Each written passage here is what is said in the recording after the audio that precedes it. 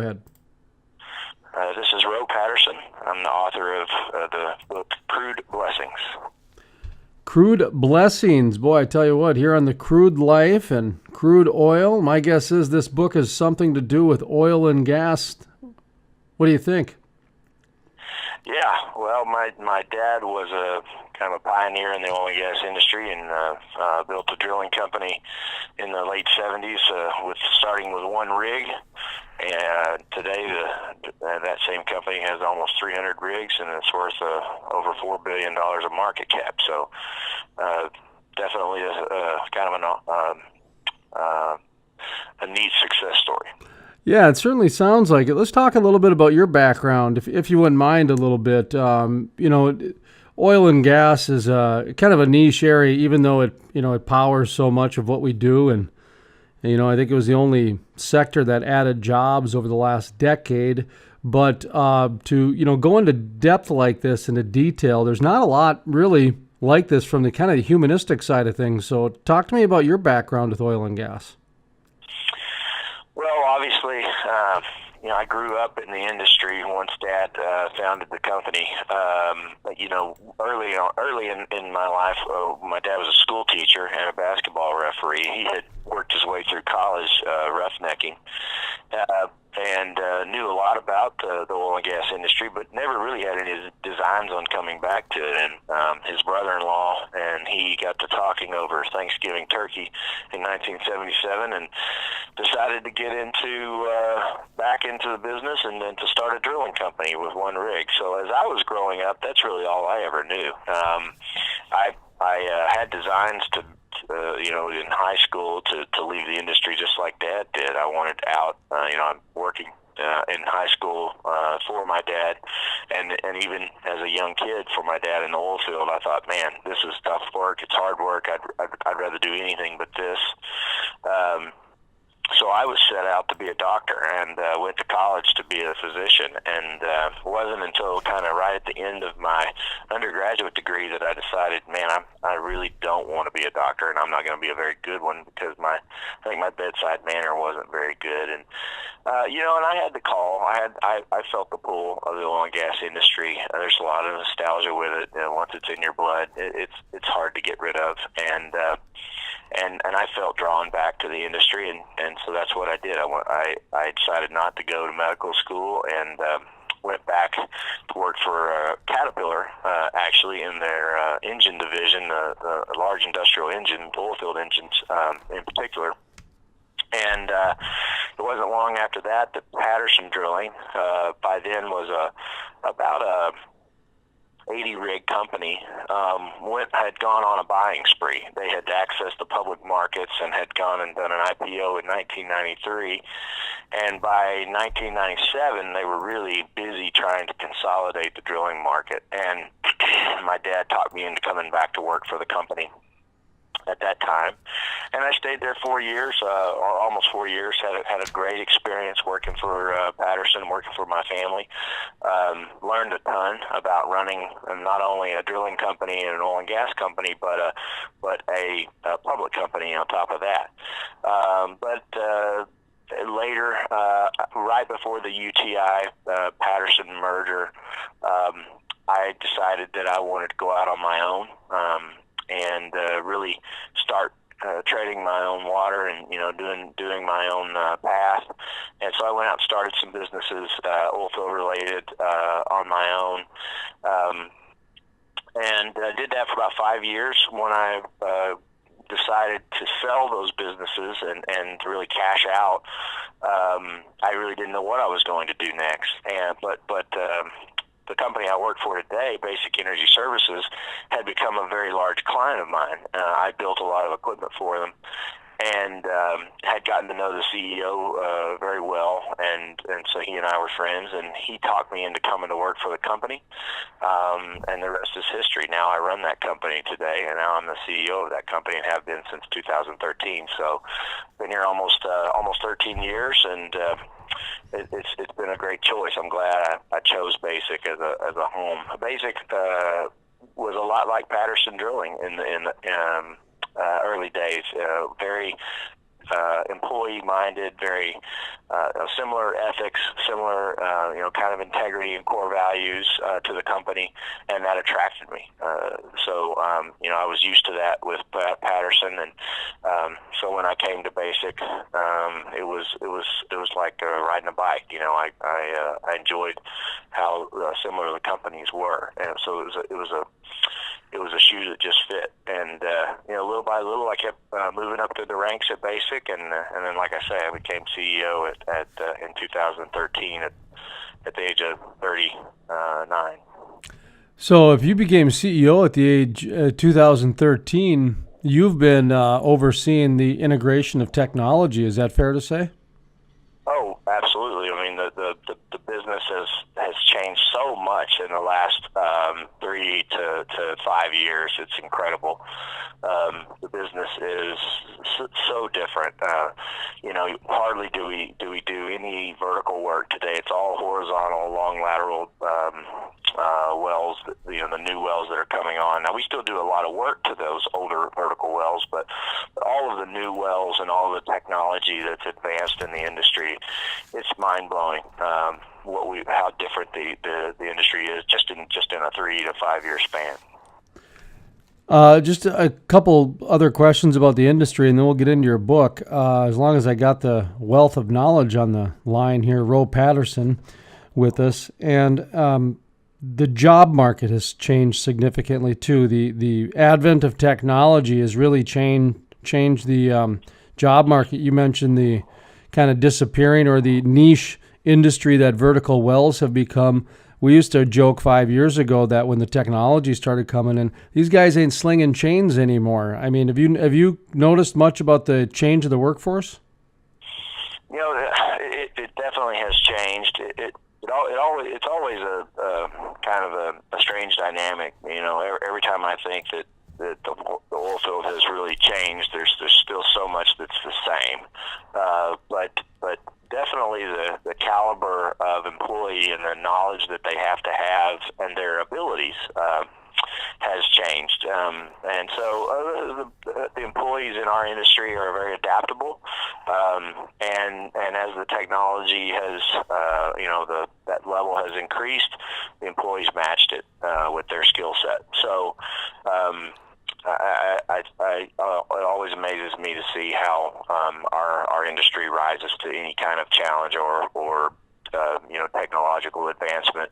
Our folks in particular have just done a fantastic job of changing with the times, but we definitely do more automation. We keep people hands and fingers out of harm's way much more than we used to.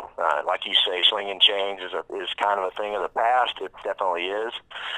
Now, we still have people get hurt because people still find a way to do something that they shouldn't do. But as an industry, by and large, we've really gotten better at trying to keep all of our workers out of harm's way and to automate our systems as much as possible so that we don't have those opportunities where anyone can get hurt. It's been quite an evolution over the past 5, 6, 7 years, decade, if you will, just with the technology, the changing workforce, from like you mentioned, the automation, the safety requirements to the safety procedures, everything that goes with it. Let's transition over to Crude Blessings a little bit. You mentioned it a little bit earlier, but let's focus on the book a little bit. Just to start with a basic one, what was your inspiration behind writing the book? Well, I just thought it was a great story. I was actually talking to my kids one day. I had an 18-year-old son and a 16-year-old daughter, and I was talking to them about their grandfather and, kind of the legacy of starting a one-rig company that ended up being, 300 rigs strong and the second largest drilling contractor in the world.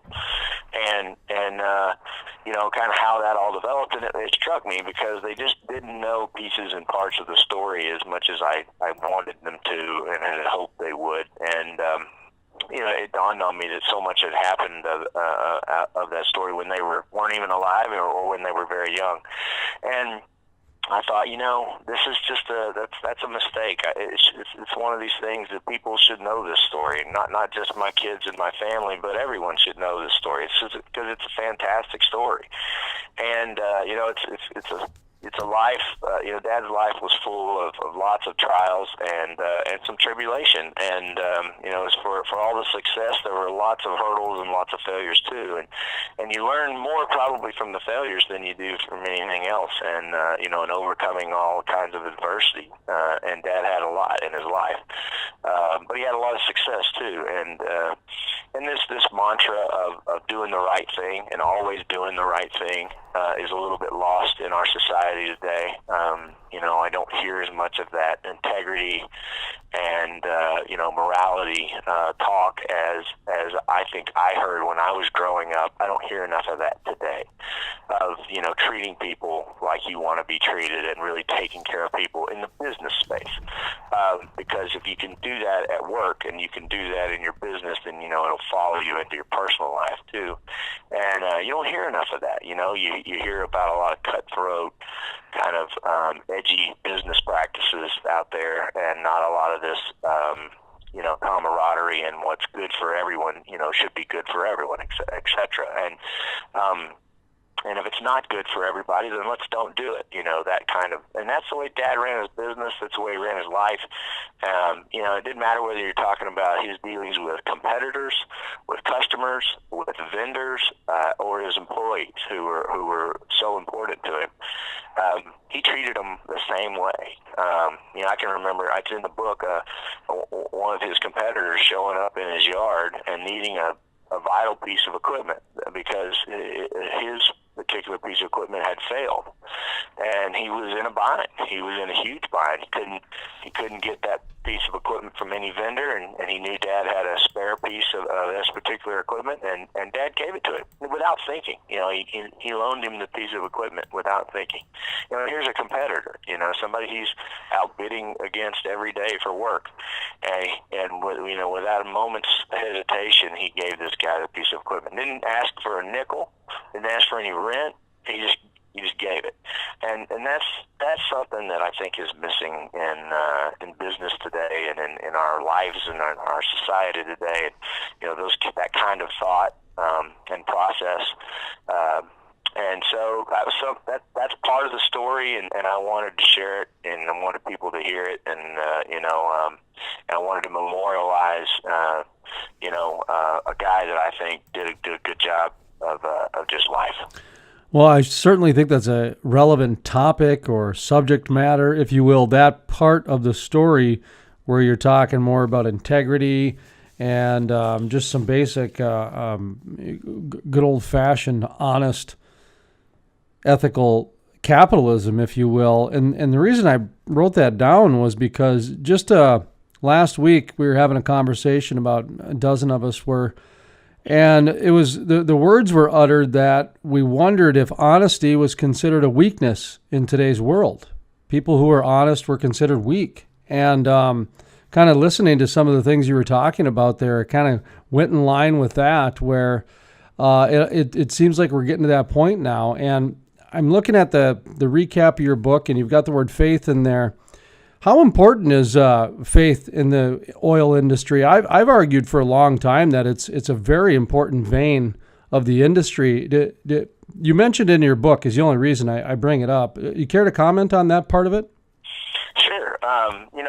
I think you're right. It's very important in our industry, probably in our industry in particular. When you have the kind of cycles that we go through, ups and downs, you dang sure pray a lot, to get through these bad patches. For Dad, I'll just say that faith was a tough thing. He didn't come to faith until the end of his life, and really the sickness that he developed through Alzheimer's is one of the bright spots, and the silver lining of that disease was that it brought him to faith.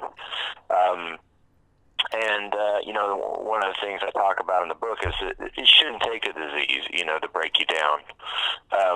You should want to find your faith and find your relationship with God earlier than that. It shouldn't take a disease to get you there. It did for Dad, but it should for everyone. But I think in our industry, by and large, faith is not talked about a lot. It's a little bit not PC to talk about faith openly. But I would say in my industry and in my experience, men and women of faith are more prevalent than anyone can imagine. So, I think when it is discussed and it is out there for discussion, I find our industry is full of believers. Another part of the book that I find interesting is the growing up in an oil industry household. In today's world of startups, and startups are different now than they were 20 years ago. Even the old take the Apple; those guys started in a garage. It wasn't until they got a couple hundred G's till they got rolling. And a lot of times the oil and gas companies are kind of like that. They just have to be, because the fluctuation of oil prices go up and down so much that, by the time you feel comfortable to live a lavish life, well, oil prices are down and now you're eating beans and rice again. So you try to balance it, is what I'm saying. But what do you make about like today's current startup culture and just kind of what you grew up with, your interpretation of what, a business is, and then what we're kind of with today? Well, I think the thing that I would say is the biggest difference is where the capital sources are today versus where they were, 20, 30 years ago. 20, 30 years ago, when you needed capital for a startup, you either went and raised money from, a few close and personal friends or associates that would invest with you, or you went to the bank, or you did both, which is the way Patterson got started. They raised a little bit of equity and some startup working capital from a few small investors, and then they went and borrowed the rest from a commercial lender. That's not the way most entrepreneurial efforts get started today. Today, private equity, these big private equity firms who have multiple limited partnerships, limited partners that are investing in these big private equity outfits, they're the ones that fund the majority of the startups and the entrepreneurial efforts within our industry, both on the exploration and production company side and on the service company side where I'm at.